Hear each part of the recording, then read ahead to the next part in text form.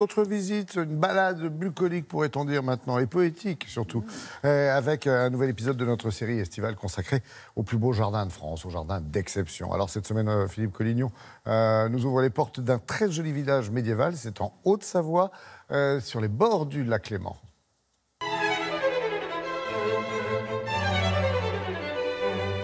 Jérôme Perrin, merci de nous recevoir ici à Ivoire. Alors Ivoire, c'est déjà un jardin au bord de l'eau.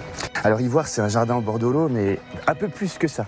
Ivoire, c'est avant tout une cité médiévale qui a été édifiée en 1306 au XIVe siècle par l'ancien comte de Savoie qui s'appelait Amédée V et qui a vu un endroit stratégique sur le lac. Pourquoi ? Parce que c'est à Ivoire où le lac est le plus étroit. Donc Ivoire a été littéralement édifié sur un cap du plus grand lac d'Europe occidentale. Et puis, qui dit lac, qui dit aussi pêcheur. Il faut bien comprendre que vous êtes ici aussi dans un ancien village de pêcheurs et qu'il existe encore des pêcheurs en activité aujourd'hui. Fabienne, merci de nous accueillir dans votre jardin ici en plein cœur d'Ivoire. Alors c'est un jardin qui compose d'autres jardins.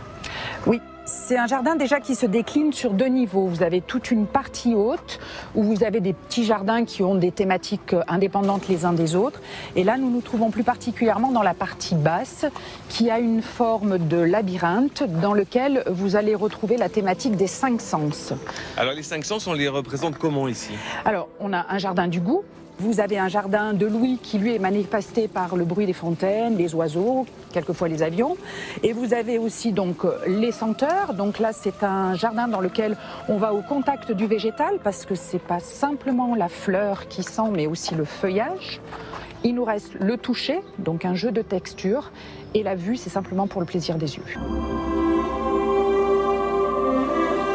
Ce sont des plantes que l'on peut toucher, goûter, on va dire caresser un petit peu ici. Oui, justement, en général dans les jardins on dit on ne touche pas.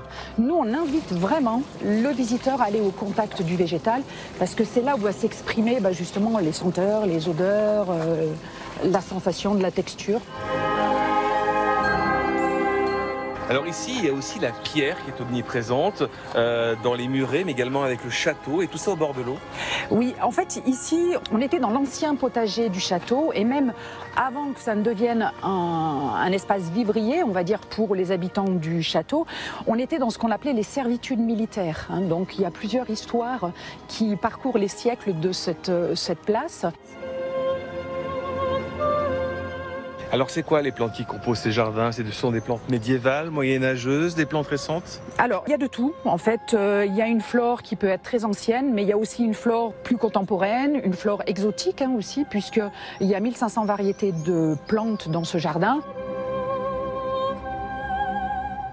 Il y a beaucoup d'entretien ici dans ces jardins. Oui.